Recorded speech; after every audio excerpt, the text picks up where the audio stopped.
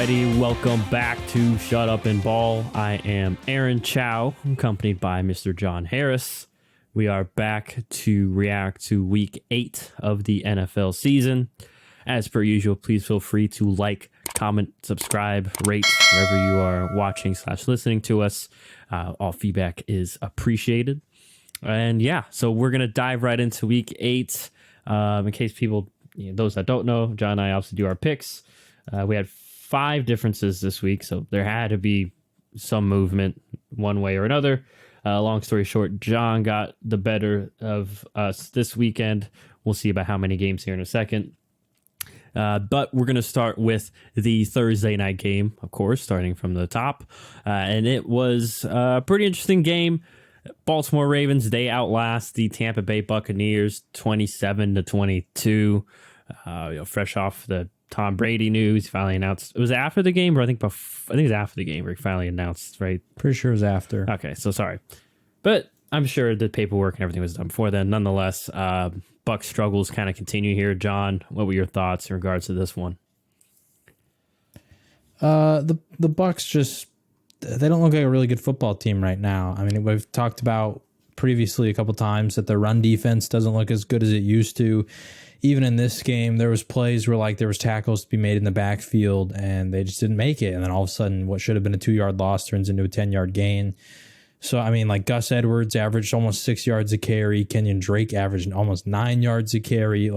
The Baltimore Ravens, I don't have a ton to say about this game outside of the fact that it looked like their strategy early on was, and apparently they acknowledged this. I saw some Baltimore reporter tweet this. Their strategy early on was to really wear down the Buccaneers early with fast pace and get them tired, and then in the second half come out and just run the ball down their throats because they're tired and they're not ready to deal with that kind of ground and pound kind of style. So that's what they did. Unfortunate for them, Mark Andrews and Rashad Bateman both sustained injuries that they looked like they were supposed to be clear from before the game, got hurt again. But Isaiah Likely stepped up, and I don't think either of those guys are going to be out too long. So good win for Baltimore. For the Buccaneers, you're sitting at 3-5. This was your chance to take the lead in the division, and I'm starting to get pretty worried because they don't really have any run game. Their passing attack just feels inconsistent. It doesn't feel like there's a ton of actual scheme there. A lot of it is these quick underneath screen type passes just to get the ball out of Brady's hands really fast, and then the occasional deep bomb to Mike Evans or something like that. So I don't know. I just think I think Tampa just needs to have this, check yourself kind of moment. And are they on bye this upcoming week? Do you know? I think they are. No, they're not. They play the Rams. But regardless, I think at some point here in the near future, I think they have to bye next week. They just got to look at the offense and figure something out because I think they have the talent, but clearly right now they're just not executing. I'm right with you in regards to that. Just to add on what you said about Baltimore, I mean, their run offense is very tough to defend, especially like we mentioned, the Bucs. Front four not as deep enough as it has been in previous years with all the misdirection they have. They get Devin Duvernay involved. He's going, one way, and then they have their multiple tight ends, and obviously Lamar is a factor. I think that was the first time that Todd Bowles had gone up against Lamar Jackson. I think they said early on too, probably didn't help that they were blitzing a lot and weren't really getting home. I mean, they had 3 sacks, but at the end of the day, Lamar made, still some other plays with his legs, some that didn't even count on the stat sheet, just throwing the ball away, getting away from sacks, things like that. Obviously the loss, Mark Andrews hurt, but credit to Baltimore. That's where they got Isaiah Likely, kind of like an insurance / guy they were building up. Had a really good preseason, obviously had a big stepping up moment here. We'll see what happens to Rashad Bateman going forward. You mentioned, I think he was the one that, I guess, re-aggravated his foot injury. I think he's already been ruled out for next week. So we'll see what goes with him. I think Mark Andrews, apparently he had injured his shoulder, I guess, in the game on a tackle. So separate injury from the one he was going in with. So we'll see his status. But, and also to credit Baltimore's defense, I always forget, this is John Harbaugh. I'm sorry, Jim's in Michigan. It doesn't help that they both relatively look the same and both their names start with J. Get creative, Harbaughs. Come on. Make it easy for the rest of us. Anyways, also important to note too. I mean, he's had pretty good success against Tom Brady. He's had a lot of experience against him in New England. So credit to him and the defensive coaching staff figuring out ways to get to Brady, through a few different disguises and such. And yeah, they got to Brady 3 times, but also you can tell Brady kind of getting kind of jumpy and more trying to get the ball out quicker as the game went on. But yeah, I think the biggest thing, like you alluded to already, though, is Tampa Bay can't run the ball, and they really can't take any deep shots because Brady's internal clock is messed up because once again, 45 years old, taking hits is no fun. So like I said, I'm not sure the exact timeline when Ryan Jensen will get back. Maybe, hopefully soon for them, because I anticipate that will definitely at least give their run game a further boost and maybe even their pass protection. And, maybe they can make a late run, kind of like we saw in year 1 with the Bucs, where, it took them a couple, basically until they had the late bye week that year, if I recall. So it was after that when they really started rolling. So like you mentioned, no bye this upcoming week, but the week after. So maybe you get a confidence win this upcoming week, and then you can go back to the lab, figure things out, get Ryan Jensen back, and come back and make a second half run, or what's the phrase I'm looking for? Anyways, nonetheless, strong finish for the Bucs. I think they still have the talent to do so. Their defense needs to get a little healthy too. And, they can still be a force in the NFC. But good for the Ravens. Big win for them as they need to stay atop of the AFC North. Now we head over to the London game, and actually the last London game of the year. And it was between the Denver Broncos and the Jacksonville Jaguars. The Broncos win this one 21-17. Russell Wilson and those high knees were big and came through in the clutch, kind of like the Goku in the hyperbolic chamber, some might say, in the airplane, if you want to draw comparisons. Nonetheless, he did enough. They win 21-17 over the Jags, beating them at the Jags' second home. What were your thoughts on this one, John? So I actually woke up early for this game because I had quite a few fantasy players playing in this one. Sutton, ETN, Greg Dulcich. I think I even started Russell in one of my leagues. Anyway, I thought it was an interesting game. I thought the Jags had a lot of opportunities here, and ultimately Trevor Lawrence, I think he had a rough game. It was really interesting. He was really good on like first and second downs, really good between the 20s. But once it came to the red zone and third down, that was where the mistakes came. And that's just something that like he has to be better at. I know that Lawrence is a young quarterback and he's still learning. He's still growing. They're still making moves to surround him with better talent.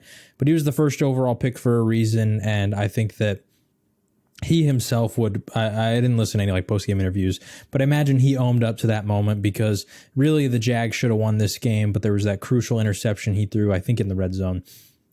And then he just didn't come up on some third down stuff. And then even at the very end of the game, the interception he threw to seal the game, on the broadcast, they were talking about if you're going to throw that pass, you got to throw it between the receiver and the sideline. He accidentally underthrew him and left it a little inside as opposed to overthrowing him where it goes outside. So just like small little mistakes like that he has to clean up. Otherwise, good win for the Broncos.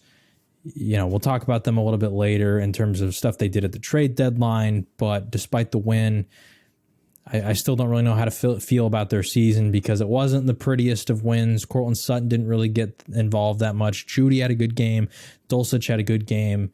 But overall, their offense just still feels a little bit disjointed as a unit. So, yeah.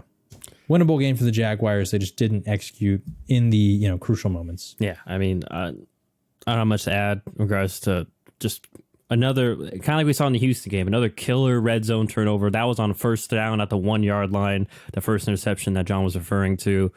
Yeah, I think we should really just count this as Trevor Lawrence's real rookie year because last year felt like their offense was just they were going through so much stuff that I'm not sure what to even count. He had his own mechanical issues that didn't get ironed out until this past off season. And, kind of reverting back to some of his old mannerisms. And obviously, like John alluded to, third down, red zones, those are the quarterback downs. Those are the money downs. Those are what kind of separate you in the NFL. You can look at any of the guys in their prime, like, Rodgers in his prime, or even, probably still Brady and Manning. Those guys definitely stood out their numbers in the red zone and on third down. So it's something obviously that Trevor has to clean up, I imagine. So, I mean, it's a mental thing. Once again, year two, we'll talk more about what they did on the deadline either, but also, yeah, just got to get more, another stud or two on offense. Yeah, more, just someone that they can design plays for, someone to scare the defense, draw more attention maybe.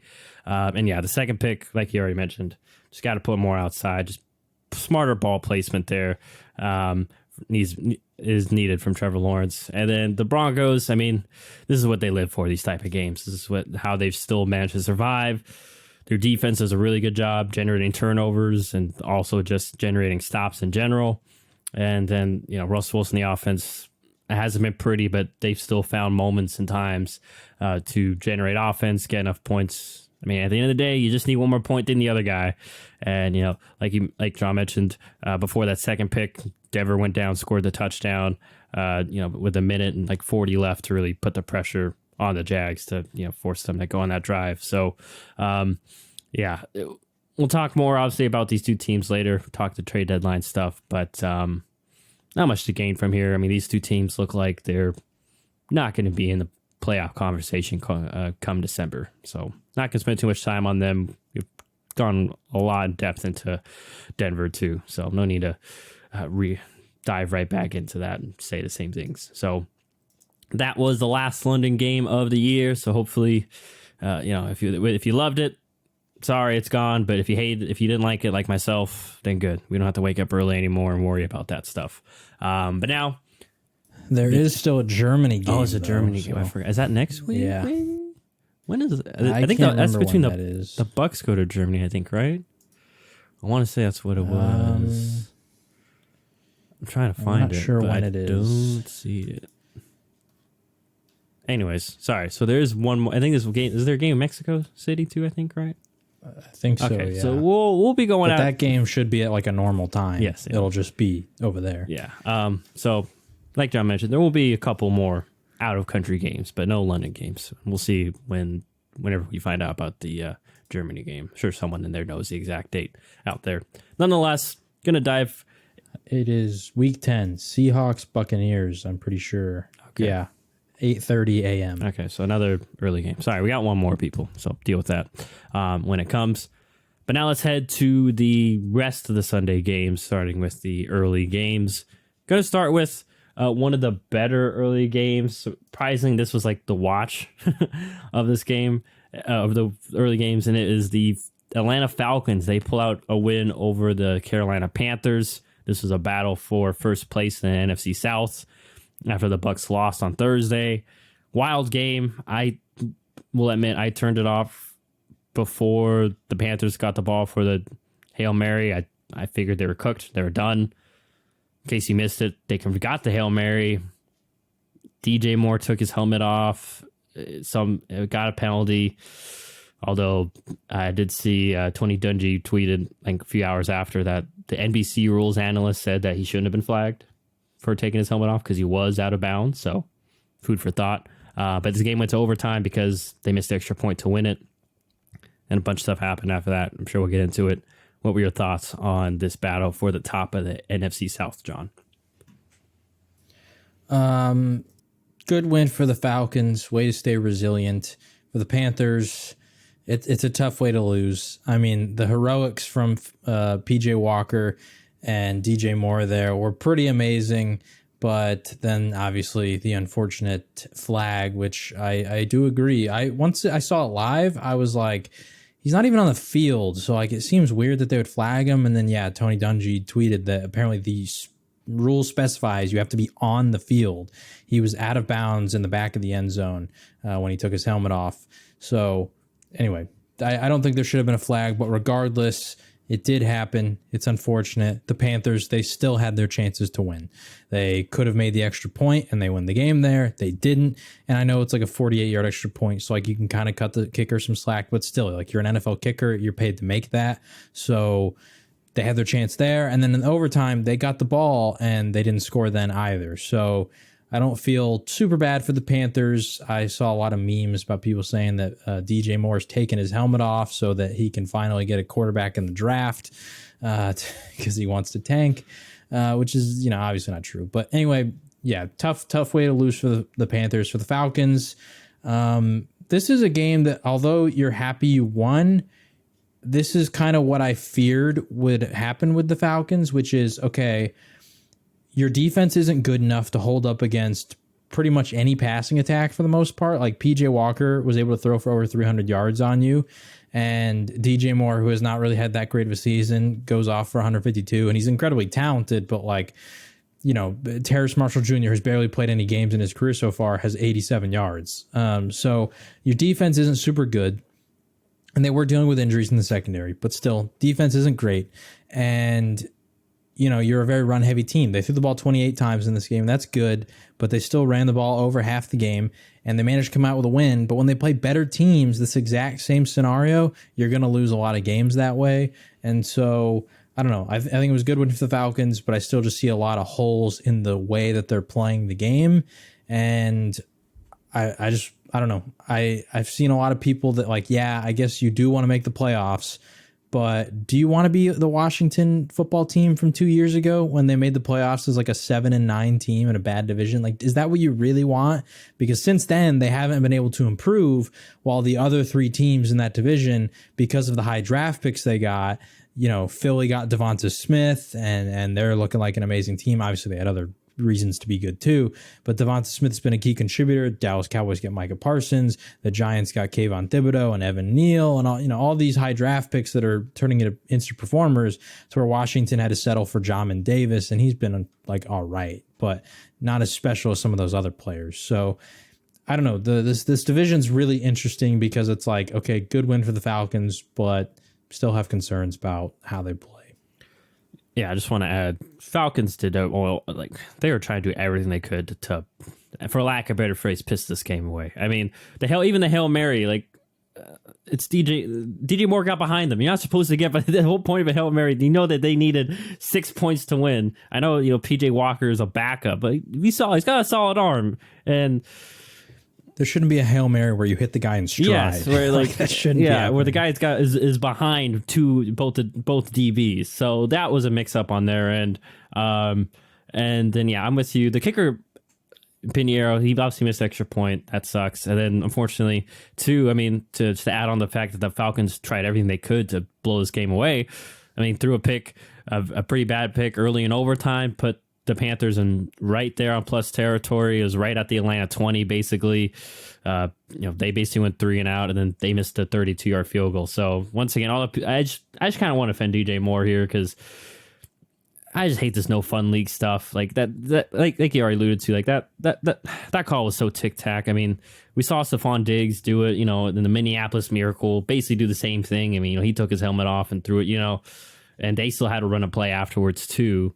Granted, Terry McLaurin literally did it this week. It was during a timeout right after the play, but he did it. It's just these cool refs.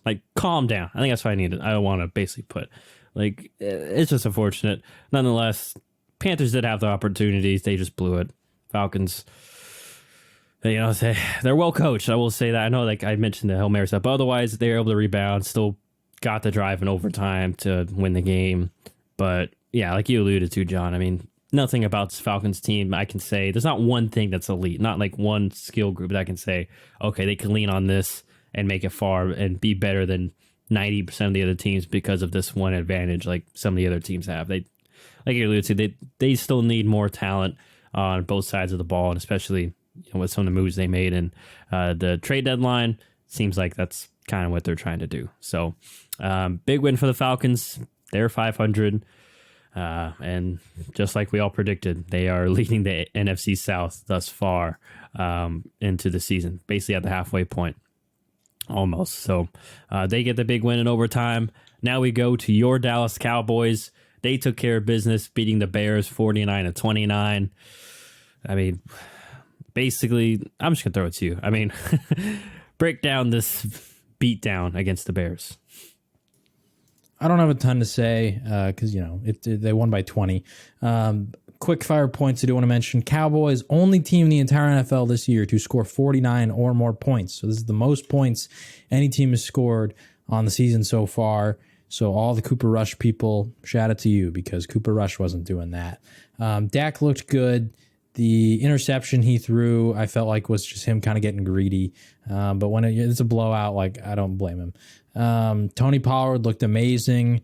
I love Zeke. I do think the Cowboys are at their best when both are playing, but I do think that Tony Pollard, his speed, all that kind of stuff, you gotta give him more carries on the week. Also, he is going to be my offensive baller of the week. I mean, he's a Cowboy. He balled out, 131 yards rushing, 3 touchdowns, also had a 16-yard reception, and he did it on only 15 total touches. Like, the guy went crazy, averaging 9.5 yards a carry. But yeah, Tony Pollard, I think that he's proven that if you're going to give one of the running backs more of the workload, I'd rather go to Tony Pollard at this point. I know that Zeke gets paid more, but that really shouldn't factor into the equation.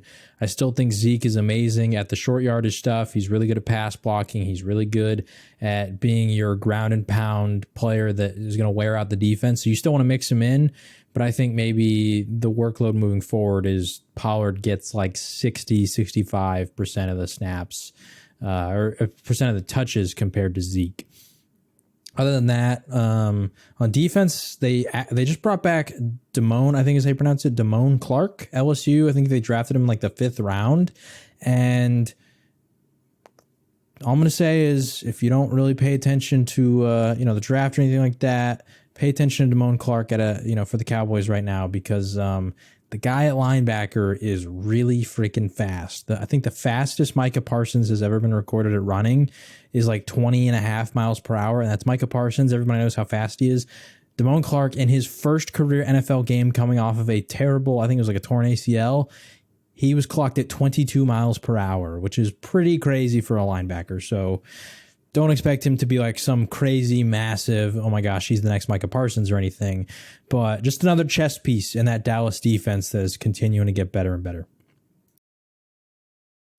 All right, so good to note that. I don't have much to add. I mean, like you mentioned, I know people can say, well, they beat him 49-29, but I mean, and Dak went 20 for 27, 250, but you saw they was able to hit some deep plays and extend some plays that Cooper Rush probably couldn't. So, and then for the Bears, I mean, I'm not shocked once again about their performance and their plan of attack. Ran the ball 43 times, even though they were down.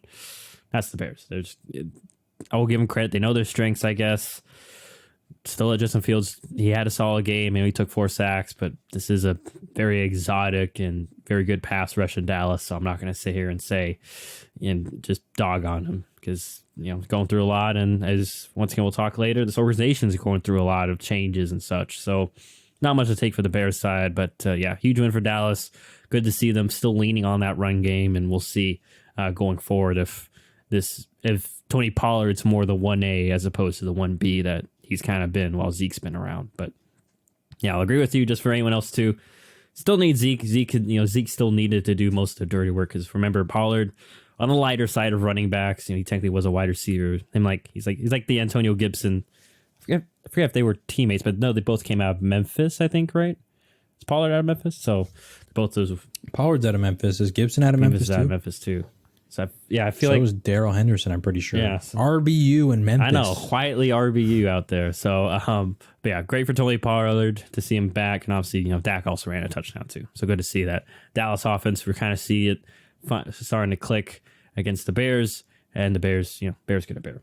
Anyways, now we move on to the Miami Dolphins as they hung on to take care of business against the Detroit Lions. They beat the Lions 31-27.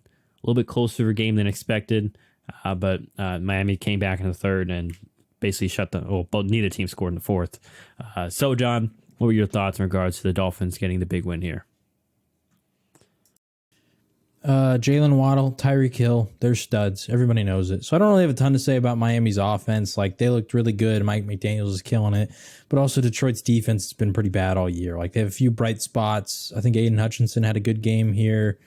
I might be wrong on that, but watching, I'm pretty sure I saw him get a sack or two. He doesn't have a sack according to ESPN. No, he didn't have a sack. But Maybe it got called back for like a flag or something. Probably. I was watching through red zone, so like I wasn't paying attention fully to this game. Anyway, the receivers are killing it. I still have concerns about Miami's defense. Now we'll talk about them a little bit later because they did make some moves at the trade deadline. But overall, I don't know what the status is on. Why am I blanking on his name? He played for the Cowboys. Byron Jones. I think he's still out. Like he's not playing, and I don't know when he's expected to come back. And I think that's a tough miss for them because he was like your coverage corner, and that allows Xavier Howard to be a ball hawk and not have to rely as much on coverage. And even he's dealing with injuries, so I think they do have room to improve. But overall, I just think that if there's anything that's potentially going to hold this Miami team back, it could be their defense because, Jamal Williams didn't have a ton of carries, but he still averaged over 5 yards a carry, which is an elite number for running backs. And then, Jared Goff was able to be pretty efficient for 320 yards and a touchdown. So it wasn't like a terrible performance from Miami's defense, but certainly something you want to clean up against I would say, shorthanded Lions team who like Swift is still dealing with injuries. And they talked about, Dan Campbell talked about after the game that maybe they shouldn't have played Swift as much as they did. Jameson Williams still hasn't played, and you're still missing DJ Chark. Like, just didn't think they had all their weapons out there, and yet they were still able to have success. Where we've seen kind of recently other teams and their other defenses have had better performances against them. So something to watch out for Miami. But at the same time, when you got those two receivers just cooking like they are, they can probably win in a lot of shootouts. Yeah, I mean, in regards to Miami's offense, it's just. I mean, I'll give credit to Tua.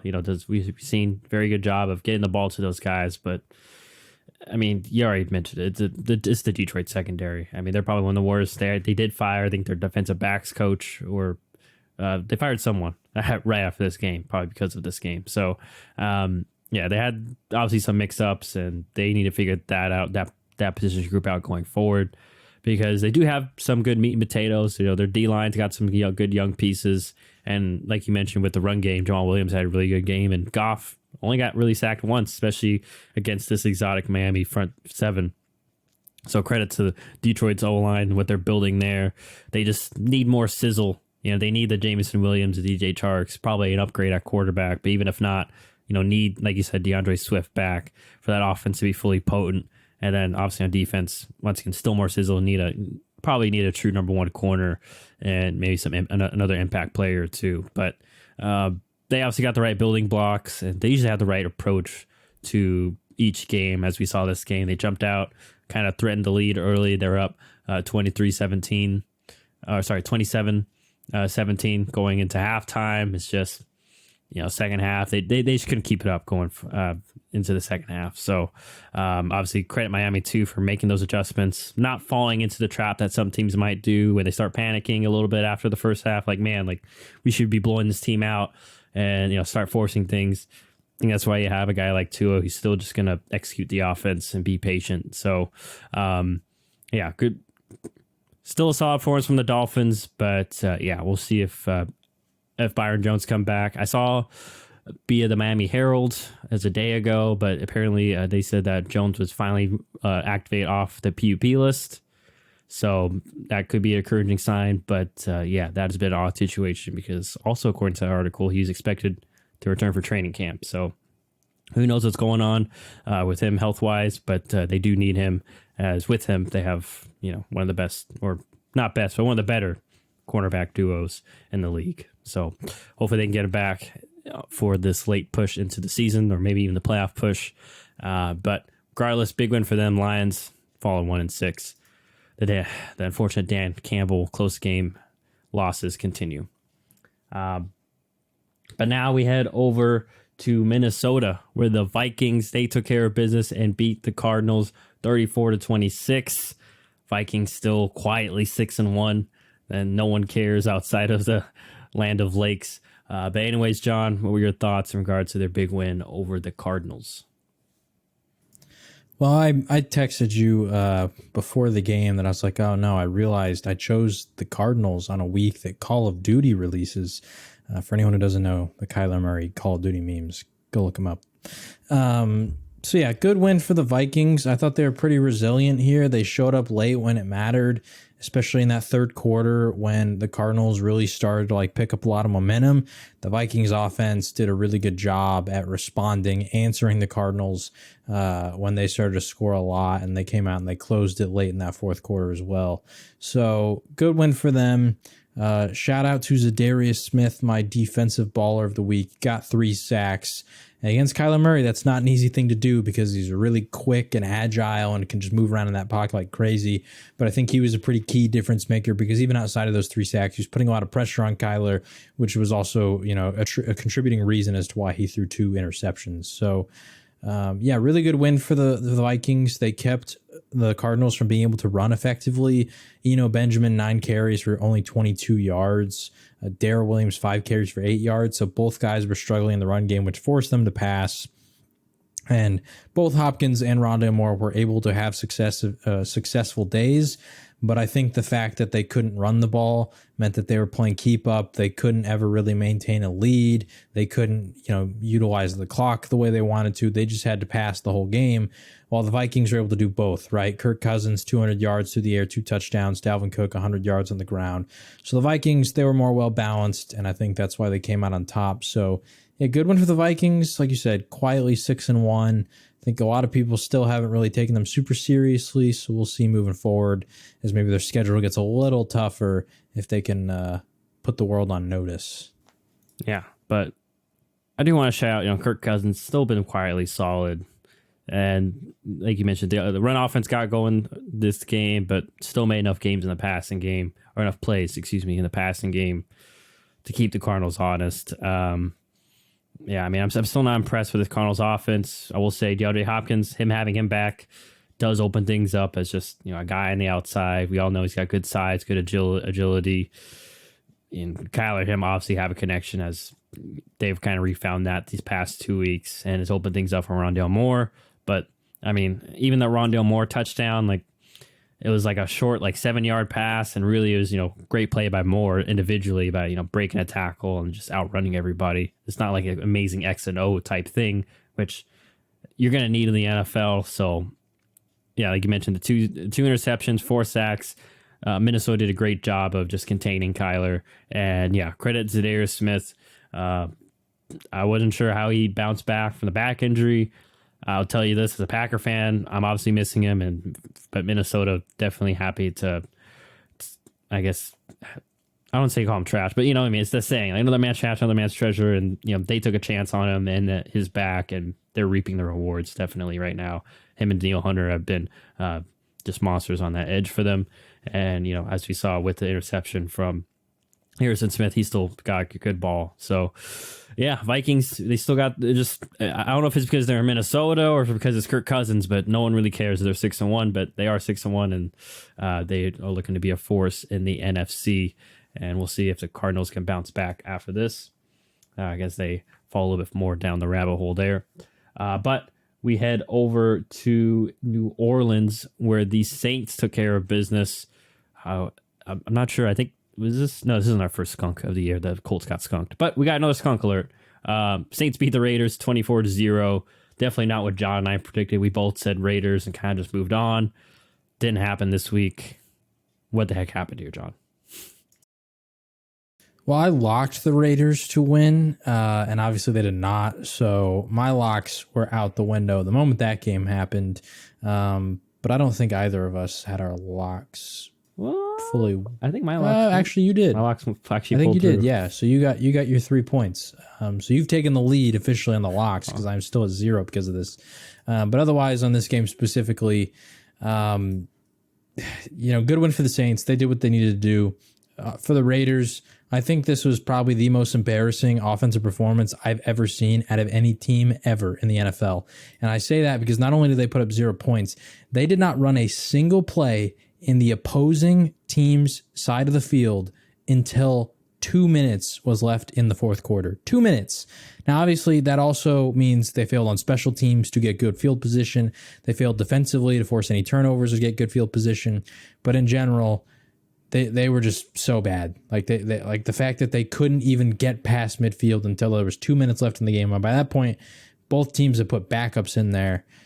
Really embarrassing performance from the Raiders. Really embarrassing performance from Derek Carr, Devontae, like everybody they have over there. And so, all eyes on them to bounce back next week, because I'm not going to hold this against them, because the Saints do have talent, but the fact that they didn't have they did have Paulson Adebo in this one, but they didn't have Marshawn Lattimore or Bradley Roby, just kind of unacceptable from this Raiders offense, and they just have to be better. Yeah, I don't have much to add. I mean, they even threw a fake punt in there, and they still didn't get it. Like, I will give the Raiders a little shred of credit. We're like, okay, like y'all really tried everything. Literally tried the whole kitchen sink. Tried to, on a 4th and 2, the fake punt towards the end. I think it's right at the beginning of the second quarter, right at the end of the first, and didn't get it. So yeah, I mean, they tried every which way. Credit to the Saints defense. Gosh, just a little side note, I dropped them in a couple of fantasy leagues. I was like, ooh, Raiders offense is clicking. Saints defense has not been great the past few weeks. Dropped them, and it didn't work out. Big game for Kamara.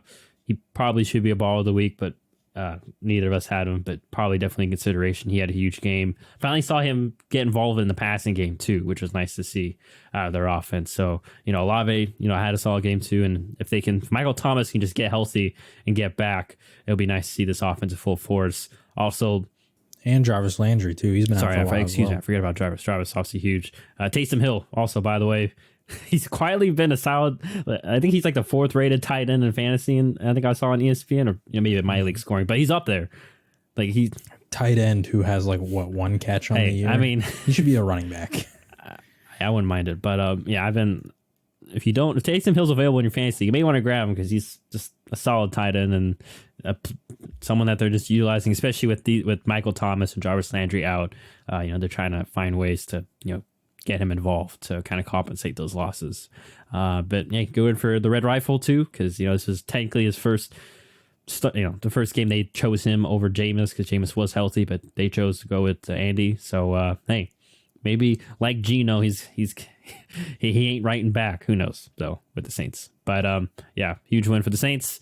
Disappointing loss, just performance in general for the Raiders. So now, speaking of disappointing performances, we move on to the New England Patriots. They beat the New York Jets 22-17. Not a pretty game for really either quarterback. Someone many would say it was a defensive struggle. What were your thoughts on this big win for the Patriots? I don't have a ton to say about the Patriots. I didn't really watch any of this game. Like I saw maybe 2 highlights of it through Red Zone because there just wasn't a lot going on. But just from looking at the box score, rough game for both offenses, like you said. And this is kind of what I feared when Breece Hall got injured, because Michael Carter, for anyone, there was a guy in my fantasy league who traded kind of a king's ransom for Michael Carter, which I thought was crazy, especially after the James Robinson trade. That's when he did it. But Michael Carter and James Robinson are not going to be Breece Hall. They're not going to be able to carry this offense. They're not going to be able to be relied upon as the offensive cornerstone. I think they'll be better than this game. Like both of them averaged about 3 yards a carry, and I think they'll improve as James Robinson learns the playbook. And Michael Carter can sort of be utilized more as like the receiving Naheem Hines kind of role. I think they'll be better, but still, like with Breece Hall, you have a clear identity of what your offensive output is going to be, and that's we're going to get Breece Hall the ball 20 plus times a game. With these 2 running backs, it's not as clear. Zach Wilson didn't have the greatest of games, 3 interceptions. His vision looked a little off through, some of the film that I saw people breaking down.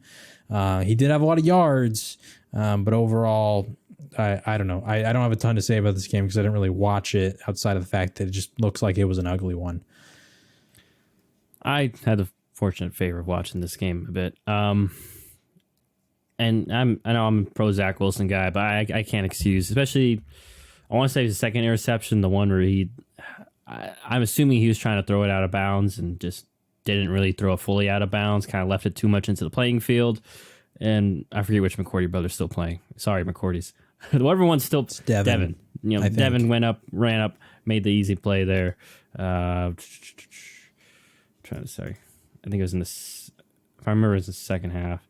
Yeah, it was Devin. And it was on a first down too. Like very first, New England had just scored to go up 9. It's just, and then Zach kind of the third interception was kind of the same thing. Like Zach Wilson was, making a play, extended time, and kind of just I don't want to say force the ball, but didn't really threw the ball into a crowd that had 4 Patriots around it and 1 Jet. So not a great decision. I'm not going to sit here and, try to help him out. Some poor decision making.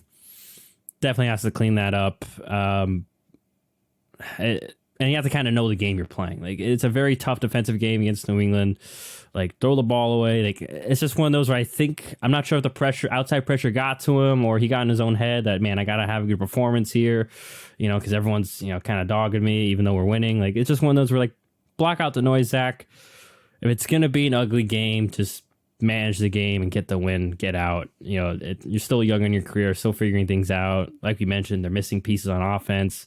First game without Breece Hall, like you said, missing he's been their home run hitter, especially on the outside. So, yeah, and not like Mac Jones played any better, too. He didn't have the greatest of games. I mean, one of his picks got called back because of roughing the passer, which was a good call of roughing the passer. But, yeah, I mean, both these quarterbacks kind of, we'll see how they go, because they're 2 of my favorite quarterbacks of the draft class last year. And not looking so good for me right now. But obviously still time for both these guys. If they've been dealing with their own sort of injuries / other things. Mac dealing with a whole new offense this year. So we'll see what happens. But still have hope in the Jets. They did get 6 sacks, so that defense is still real. It's just a young team, kind of like we mentioned, with kind of like some of these other teams like the Jags. So I'm not too worried about them. So they unfortunately couldn't take care of business as the Patriots get the win there. Now we go to Philadelphia, where the Eagles, they beat the Pittsburgh Steelers. Steelers still technically in their franchise winless against Philly. I think I saw like they hadn't won at Philadelphia in a while. That streak continues as they get clobbered by the Eagles 35-13. It was the A.J. Brown show. Honestly, probably should have had him as the baller of the week for me. Probably should have, but nonetheless. John, what were your thoughts in regards to this one? Out of principle, I won't have A.J. Brown as my baller. Anyway, A.J. Brown, I mean, he was a monster. Like, I rewatched some of those plays, and like they were double teaming him. This was not single coverage, and Jalen Hurts just said, "Screw it, I'm going to throw it up for my guy," and he made a play. And these are very good throws by Jalen Hurts too. And I thought this was a good game from Hurts because although it was kind of a poor defense, he was throwing deep, and this was something that he wasn't, like, I was kind of noticing over the last few games. He wasn't throwing deep, and he wasn't really throwing over the middle, and that felt like the old Jalen Hurts, because I will own up to the fact that I thought A.J. Brown was going to be bad in fantasy this year, because Jalen Hurts last year and for most of his career has only thrown like short to the outside. He's a good deep ball thrower. He just doesn't do it a lot, and he like almost never threw over the middle. This year he was improving, and like the last 2 or 3 games he started to stop doing it, and I was like, oh no, the old Jalen Hurts is back. It was maybe a flash in the pan of him doing that stuff, but this game it felt like he got back on track, and it helps that you got a guy like A.J. Brown who's going to go up and make those plays, so you can feel a little more confident in your ability to do so. So great offensive game from the Eagles, and for the Steelers, I don't have much to say outside of the fact that Najee Harris is having a rough year. I don't know if it's fully the offensive line, but even there was that play that's kind of gone a little viral in the football Twitter community of them throwing it out to Najee in the flat, and he just kind of tries to do a juke, doesn't really go anywhere, and then gets tackled right where he caught it, even though he had like 3 yards of space. And so I don't know if it's a mental thing. I don't know what's going on, but Najee is not looking very efficient this year, which kind of sucks because he's a very talented running back. Once again, not to pile on Najee, but John and I both did not have him as our top back. This was a concern for both of us. A big question that we posed was... And ETN's killing it. Well, and a big question that we posed for Najee, watching him was, and no offense to Najee, great player, but what was special about him as a running back? It wasn't like an amazing power back, and he didn't have home run breaking speed like some like, and especially when you see although he has an ACL injury, Javonte Williams go late in that draft, and yeah, just John's general first round running back rule. Even going back to that draft, even I said you can get a running back later. Like we've seen that. Kind of coming back to bite Pittsburgh in the butt because they probably could have invested in line, which they desperately need, or some other position, but they invested the first round pick in the running back, and because their line's not great, their investment's not looking great either. Is definitely not helping. And Najee, like we both kind of anticipated, not the type of guy that's going to make a lot of plays just on his own pure physical ability. Like you said, not, going to juke guys out of their shoes, not going to run people over and like Derrick Henry or, just outrun somebody, beat someone up to the edge. That's not really his game. So we'll see what's his. And I know it's early too, but like we're not going to talk about this in the trade deadline one later, but they did just trade for William Jackson, but they could have in that draft right after Najee Harris, Greg Newsome, Eric Stokes, Tyson Campbell, those three all went pretty quickly after. Those three have all played pretty well too. And then like if you want some edge presence opposite of TJ Watt, you got Odafe Owe for the Baltimore Ravens. He's had a good start to his career. Gregory Rousseau has been a beast for the Bills. Even Joe Tryon-Shoyinka, he's been really good. Like literally instant impact players all right after Najee Harris. Even Landon Dickerson's part of that really good offensive. And I was sitting there saying Landon Dickerson's a perfect fill-in spot because you get your center for the future right after Pouncey leaves, but they didn't do that. So we'll see what their plan of attack is going forward. Seeming more and more like, unfortunately, Mr. Mike Tomlin will have his first sub 500 year. We'll see if he survives that, because if he doesn't, man, it will be an interesting arms race run. Do not fire Mike Tomlin. That would be so dumb. The only year he finally has a losing season, they fire him would be crazy. Who knows? I mean, I'm not sure how much the Pittsburgh front office is affected by fans. Who knows? But yeah, anyways. And for the Eagles, I mean, I just want to add on. I mean, A.J. Brown, man, Tennessee's missing him, and credit to the Eagles. They've been really pushing their chips in the middle of the table. Howie Roseman, too, credit to him. I think they only gave up that just one first round pick for him. They still have, I think, 2 next off season on top of all the other picks they have, and they've been able to use some of their third-ish. I think they gave up a third as well, which is what they got Malik Willis with. Okay, so I mean a third, which I mean third's solid, but you know what I mean. Like didn't have to give up more than one. Might be wrong. And granted, it was because this price was lower because they had to give him an extension. So right.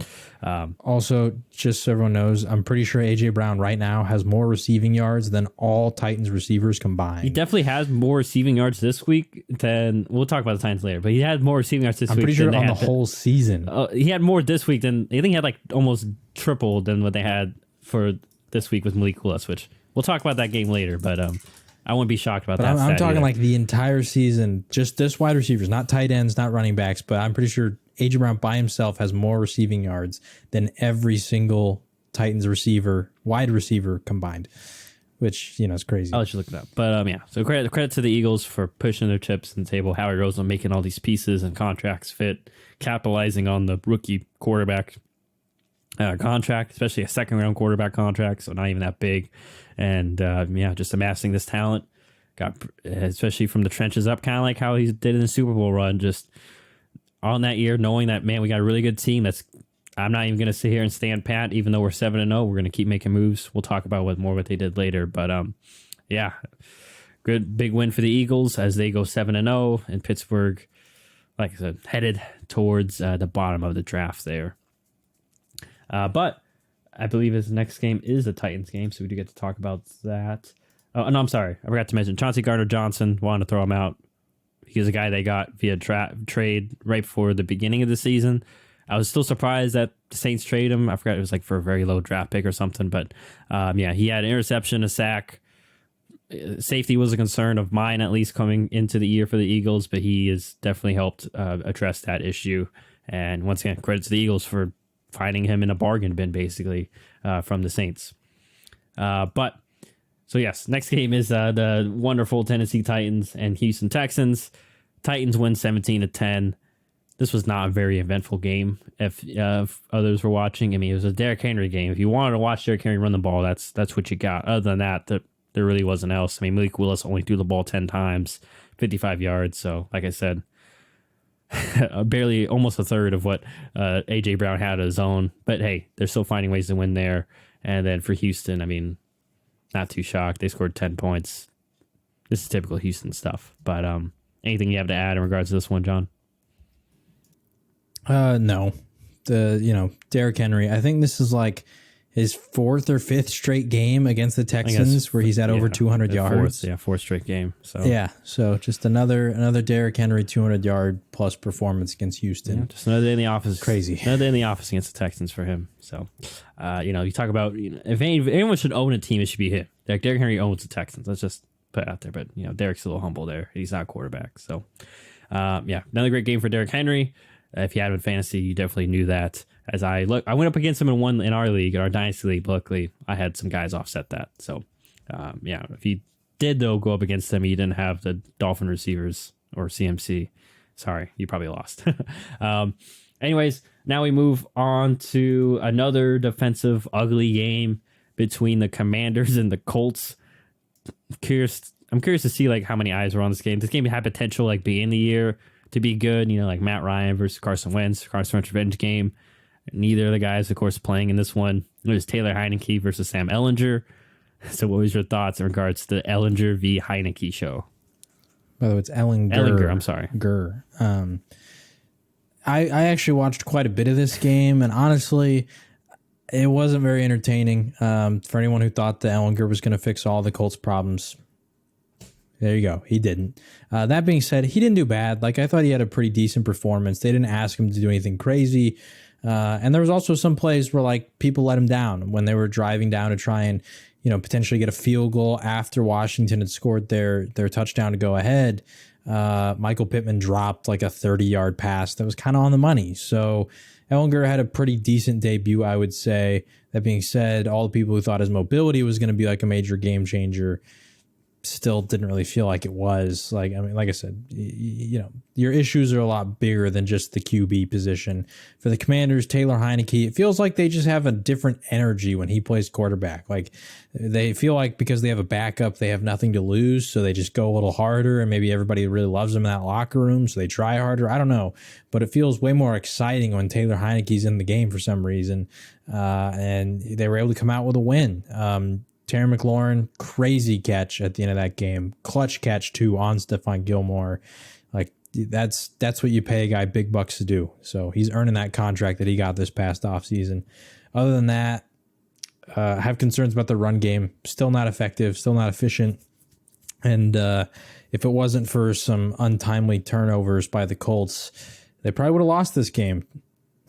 Jonathan Taylor had a fumble on one of their pretty good drives. I think it was in the third quarter.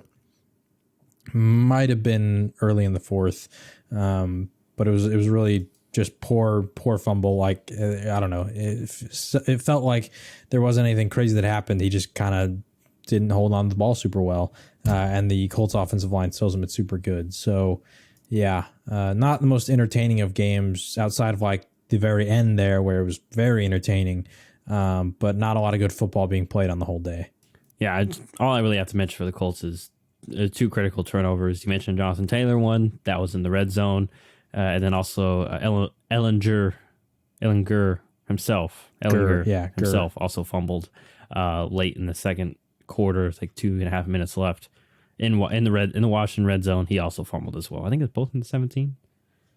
No, sorry, but anyways, it's close. But yeah, they both fumbled in the red zone. If I know, not trying to play hypothetical, but once again, if they don't fumble, even if they don't get a first down, that's 3 points. They probably win at the end of this game. So, just the little things there for the Colts that they still have to iron out going forward. And obviously, with the Commanders, it's the Heineke magic where they just stick around, and then him and Terry McLaurin can make plays going on later in the game. And especially with the run game not going this game, it's good to see Heineke kind of carry the load there with his arm. So big win for the Commanders. They go to 4-4, and I think that I'm sure you've seen it. There's that stat line. NFC East now is one of the best win percentages in the league in terms of division. I think it's close to, I forgot what it was. It's in the 700s. So because obviously that Washington's the worst team at 500, and then everyone else is above 500 over there. So so much for the NFC least.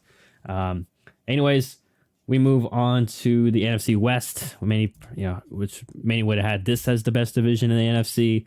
Hasn't really lived up to the hype since the Seahawks are still in the lead. But the Niners here, they get the big win over the Rams in the second matchup here. I mean, it was a drubbing, as some would say. It was just a beatdown, to say the least. Before the Niners, they beat the Rams 31-14. It was a CMC show. He was doing it all: air, ground, and receiving. What were your thoughts on this game, John? For the Rams, kind of the same old that it was, the early in the year. Not really any run game. McVay's being quoted after the game saying, we need to make it so that when we run the ball, we don't feel like we're just wasting plays. Because that's kind of what they're doing right now. Like, there's almost no point to really running it because they're not getting anything out of it. Cooper Kupp, he did go down late in garbage time, and it looks like he might have got injured. They're saying that it's just some tightness or something like that, and he avoided a potential major injury. They do play Tampa this upcoming week, and honestly, with how bad this offense has been and how reliant you are on Cooper Kupp, it sucks that you might have, from everything I've seen, they expect him to play, but with how reliant they are on him, I think that you need to do what it takes to make sure he's good the rest of the season and not just panic because you need a win this week, because Tampa's dealing with their own issues. So, I hope they prioritize his long-term health, and for him, he doesn't get re-injured. For the 49ers, this definitely felt like one of those games where Kyle Shanahan said, haha, we got Christian McCaffrey and you didn't, and so I'm going to rub it in. They asked him in the post-game interview, how he came up with the passing play McCaffrey threw. He said that they were just sitting there, the coaches were watching film, and I guess there's like a 2-story thing that they were at, like a loft that he was in, and he said he's just sitting there watching stuff, trying to think of play ideas, and he yells down to the other coaches, and he's like, does anyone know if Christian can throw the ball? And one of them pulled up a clip of him from like 3 years ago where he threw like a 35-yard pass, and he implemented a pass play, and here you go with Christian McCaffrey throwing a touchdown, catching a touchdown, and running a touchdown.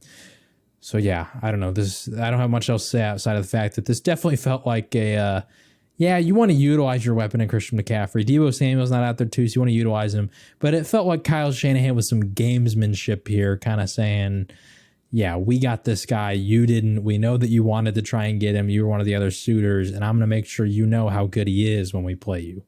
Yeah. CMC, by the way, my baller of the week, not only because I have him in 2 fantasy leagues, but it was great to see him have a Christian McCaffrey-esque type game that we've seen in previous years. Obviously, the passing thing was just a bonus. But I think we're kind of seeing the formula for the Niners, and when they do get Deebo back, it'll be even more dangerous because, we saw just them use McCaffrey in different ways as decoys too in certain aspects. And then once they throw in Deebo, I mean, they're making things easier on Jimmy G, and I will give them credit. They know, okay, we know what we're going to get at Jimmy G. Let's just try to get better guys around him that can maybe make a few plays on their own. And obviously, CMC definitely checks that box in both receiving and running, basically. So, and it's good to see Ayuk playing really well too, because they're going to need him along with Kittle down the stretch. That's Ayuk's kind of been up and down in his tenure. So yeah, not much to add there. And John already hit it for the Rams. I mean, I'll say it again, their O-line's an issue, and part of the issue why they can't run the ball. And yeah, I mean, teams just aren't even respecting them running the ball. And at least in previous years, there was the threat that, hey, they could probably, wide receiver, running back, Darrell Henderson or even Cam Akers before he got hurt. And then obviously Todd Gurley before that. It was always, they were a run first team. You got to stop the run. They do a lot of stuff off that, but obviously without that factor, and hopefully, like you said, hopefully with Cooper Kupp, they play the long game with him. We'll see. But yeah, Rams starting to see, yes, they traded all their picks for the championship, but now they're missing some depth. And, because whenever you win the championship too, all your guys that you had that are upcoming for contracts, teams love to snatch them up because they go, ooh, this guy was a key piece. Ooh, this guy was a key piece. And then that just forces you more to build up your depth. And I think we're starting to see that kind of picking from the bottom of the barrel. No offense to the guys out there, but you can only find so many gems to fill in for so long.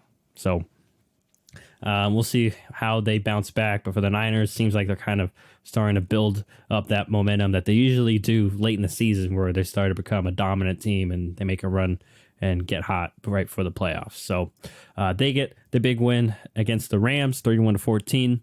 Now we go to the leader in that division for both those teams, and that's the Seahawks. The Seahawks, I forget what their expected win total was, but I'm pretty sure they're either close to it or they're hitting it. they beat the Giants 27-13. The Geno Smith revenge tour continues.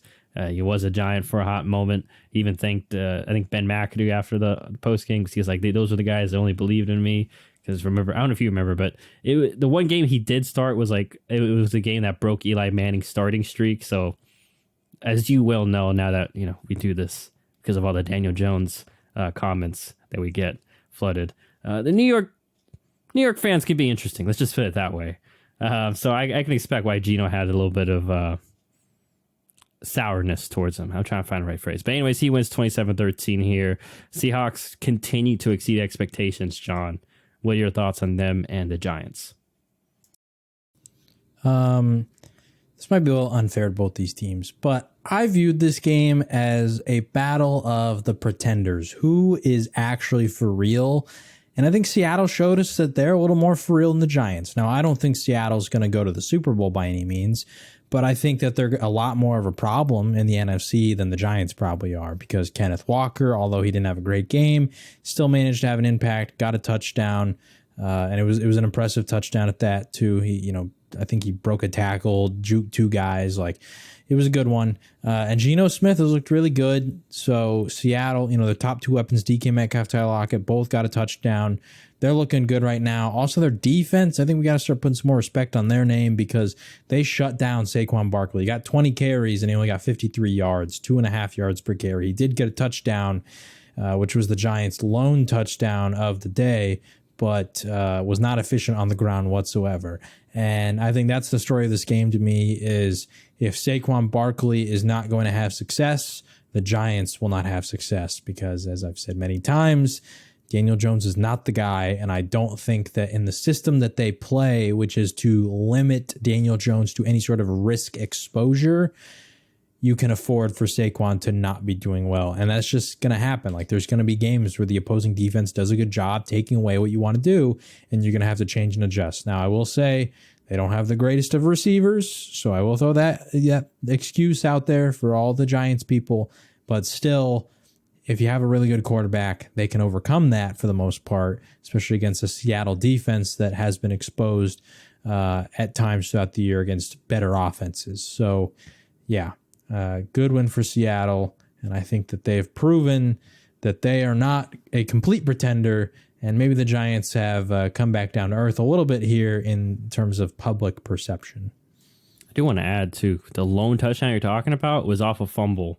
Like, Lily fumbled in. It was taken to the Seattle 2. So the Giants had to go 2 yards. So it's not like they even put together a huge drive either. So, I think that further accentuates your point about Daniel Jones. And for the Seahawks, I do want to shout out, too. I mean, I think we all thought DK wasn't even going to play in this game. He surprisingly does and has a solid impact, too. 655 and a touchdown. Tyler Lockett had a little bit of a rough game. Had that fumble that I just mentioned. And I think he also had like a key drop in the red zone later on, too. But he obviously came up huge later on. And yeah, I mean, and two, you mentioned Seattle's defense. I mean, credit them. They found some quality pieces.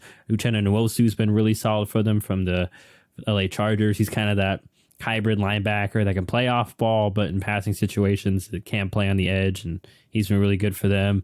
Obviously, they're young corners, and Kobe Bryant and Tariq Woolen at UTSA.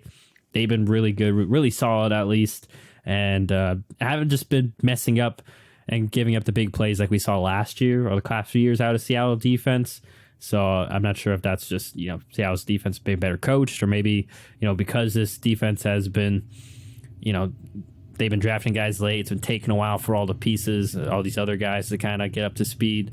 But regardless, they found a winning formula. Like I said, they've exceeded pretty much everyone's expectations outside of that building. And I mean, like you mentioned, John, not a Super Bowl contender, but they're showing at least they're going to be annoying in the playoffs. And they have playmakers, like we mentioned, good receivers, and those two guys, Kenneth Walker. And hey, maybe the defense can make a few plays. But yeah, definitely a team that could potentially ruin another Super Bowl contender's chances if they just catch them on a bad day and on like the wild card or divisional round. And then, so especially as a Packer fan, I would know, since we love to, lose to pretenders. So big win for Seattle. They stay atop of the NFC West somehow. And now we go to my game. Buffalo Bills, they beat the Packers 27-17. There was some words exchanged, some pleasantries per se exchanged between Stephon Diggs and Jair Alexander, which I kind of liked. I mean, listen, I love how everyone's kumbaya, but hey, we need a little bit of spiciness in the league. We need some guys that just don't like each other for some weird reason. That was nice to see. But nonetheless, we'll talk. Who do you think had the last laugh? Listen. I think Diggs had a solid game and they won. So I'm as much as I love Jair, I love that he's competitive. I have to give it to Diggs. But what about you? Yeah, I mean, I thought Diggs got it. I'm a little biased because I own a Stephon Diggs jersey and I have him in fantasy and I really like Stephon Diggs. But I do think, you go for 108, a touchdown. I don't know how much of that was on Jair, but you do have a good game and you won. I feel like you kind of got the last laugh. I don't have a ton of analysis on the game because, I'll leave it to you. But I do want to ask you because I saw this tweet from some Packers fans before the game, and it was them saying they feel like the game is going to be close, and that's going to give the Packers this false sense of hope that they're better than they are because of the fact that they were close against a really elite team like Buffalo. That's sort of what happened here. Is that sort of how you feel it is? Do you think it's a false sense of hope? What are your thoughts on the game? So essentially, I agree that there was a false sense of hope. Because let's be honest, that we scored the 7 points in the fourth quarter. It was really 27-10. I mean, at that point, the game was kind of already packed up. And two, I think we kind of saw the Bills weren't really, coming out firing on all cylinders. I believe they were coming off a bye week. So you can tell there was some rust. I mean, Josh Allen, I'm surprised Jair got one of those picks in the red zone. I think it was the second one, the one he gave to a fan right afterwards. Because, it was a great play by Jair. It was a clean catch. But, that was more kind of a throwaway-ish by Josh Allen, I think. And even then, the passing game wasn't amazing, but it was good enough for the Bills. And I know the Packers ran the ball efficiently. Some people say we should have ran the ball more. But once again, you're going to have to pass in this league. I think we're seeing that. The Bears, they're a run-heavy team. They're not doing well. You have to have some sort of balance. And once again, before that, probably that last drive, Rodgers barely had over 200 yards passing. That's not going to be good enough for, and I've been sitting here. Trust me, I've thought about all these things. I don't know what the solution is. And I hear, it feels like no one really does outside of Green Bay. We'll talk about what they did about the trade deadline later, but I'm not shocked at the outcome. And I think especially the running numbers are a touch inflated. It's just disappointing overall. I'm not going to say here applaud the defense too, because like I said, the second pick was kind of fluky, and Buffalo really for the most part did whatever they wanted against us, and they were playing like their C+, B- type game, at least from what I've seen. Because I do watch a lot of Buffalo, as you know.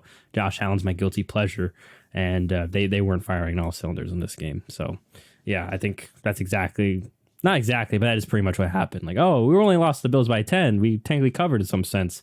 Let's feel a little bit better about ourselves. Yeah, I have less confidence after the game than I had going forward. But I was expecting this to happen. So those are my thoughts in regards to that. So yeah, credit to the Bills. Big win for them. By Packers, I don't know. I don't know what's going to take to turn it around, but it needs to happen quickly as they fall to 3-5. And now we go to the Monday night game. It was an AFC North showdown between the Cleveland Browns and Cincinnati Bengals. Fortunately for the Bengals, a couple days ago, basically some sort of hip injury they found for Jamar Chase. So he was out for this game, could be out longer. But the Browns, they took advantage. They win 32-13. And it was pretty dominant because the Bengals didn't score those 13 points until the fourth quarter. So, John, what were your thoughts between these two teams? I think a lot of people are going to blame the Bengals' issues on Jamar Chase. I already saw some people in one of my fantasy leagues doing that, and they're kind of casuals, so I don't entirely blame them. But the Bengals have bigger issues than just Jamar Chase because Jamar Chase wouldn't have changed the result here. The Browns are able to do almost everything that they wanted to do offensively. Nick Chubb had a really solid game. Jacoby Brissett was not really under any sort of duress throughout the evening. Amari Cooper was able to beat Greedy Williams in that secondary multiple times. like the Browns were able to do what they wanted. And then on the other side, the Bengals offensive line is still an issue. Like Jamar Chase doesn't fix the offensive line stuff. And Joe Burrow got sacked, I think it was like 4 times. 5 times. One of those also resulted in that talkie he swatted out of his hand. So there's a fumble there. Like there was just a lot going on here that I think Jamar Chase, once again, people are going to say that, him being out has changed the outlook of this team. But if you've been paying attention to the Bengals, like they've had games where Jamar Chase played, and if the other team shut him down, like I would want to say shut down. Like the Cowboys, for example, they held him to 50 yards. That's just the one that I can bring up the top of my head. He only had 50 yards on like 4 catches. The Bengals offense put up 17 points. Like they just weren't able to do a lot offensively because the offensive line was an issue. And the run game. The run game is incredibly inefficient right now. I don't know if that stems back to the offensive line or if that's a Joe Mixon thing. I haven't just sat there and dove and really watched what's going on these run plays. But Joe Mixon is also being pretty inefficient on the year, which is surprising because he's getting a ton of opportunity. He's just not utilizing that opportunity properly. Now, I will say for the first time all year, they did involve him in the pass game. He got 7 catches in this game. They hadn't been doing that for most of the year. But ultimately, I think that the people who are going to blame it on Jamar Chase are ignoring the offensive line issues, the run game not being that great, and overall, Zach Taylor not being that good of an offensive play caller. So Bengals, tough loss, but I do think this is a key moment, hopefully, for the front office, the ownership, all those things to really have their eyes opened that, honestly, I don't want to call last year fluke because they are still a good, talented team. But they do have a lot of issues, and they peaked at the right moment last year. But just in terms of consistency, talent, all those kind of things, I do think they are a bit behind some of the other AFC teams and even Cleveland. Joe Burrow has never beaten the Cleveland Browns, and the Cleveland Browns have not been that good since Joe Burrow showed up. So, I do think, I hope this is an eye opener because Cleveland is trending up once they get Deshaun Watson and David Njoku comes back from the injury, all that kind of stuff. Meanwhile, the Bengals, they got a lot more issues than just Jamar Chase being out. Yeah, only thing I'm going to add, because you hit the nail on the head what I wanted to say in regards to O-line being an issue and Zach Taylor. Only thing I will say is, hey, maybe Jamar Chase being out will force them, maybe good in the long run, because maybe it might force Zach Taylor and them to be like, man, we got to mix things up. We got to, we got to maybe, like you said, maybe lean more on the run game. We got to fix the get more creative in the passing game because, that's been the formula to kind of beating the Bengals ish has been, hey, you got take away Jamar Chase. If you double him, whatever, you probably have to double him, and then, make kind of everyone else beat you and, kind of just make Joe Burrow pat the ball an extra time or two, and you'll probably get there. Because, somehow this O-line is not even improved from last year. Some might say it's worse, but definitely not better. So don't really know how, like I said with the Rams, I don't know how to resolve that. That's one of the tougher things to resolve. And the trade deadline's already passed. They didn't make any moves. Just spoiler alert. So it's going to have to be internal. So, I don't know if it's, a systematic change or something, but, they have to figure that out if they want to make another deep run in the playoffs. But, Cleveland, big win for them as, once again, they were just kind of trying to stay afloat until Deshaun Watson returns from his suspension. So, good win for the Browns and a key one, especially, divisional win. They go to 3-5, Cincinnati 4-4. Maybe Joe Burrow, I think this is the first time they play this year, right? So maybe Joe Burrow will get a second crack at finally beating the Browns later in the season. But those are our reactions to Week 8. That will do it for us for this episode. We'll be back later in the week, or tomorrow for us, Wednesday, to do our picks against the spread for Week 9. So be sure to check that out when that comes out. Otherwise, we will see you all later. Thanks for stopping by for the Week 8 reactions and trade deadline reactions, and we will see you later. Adios.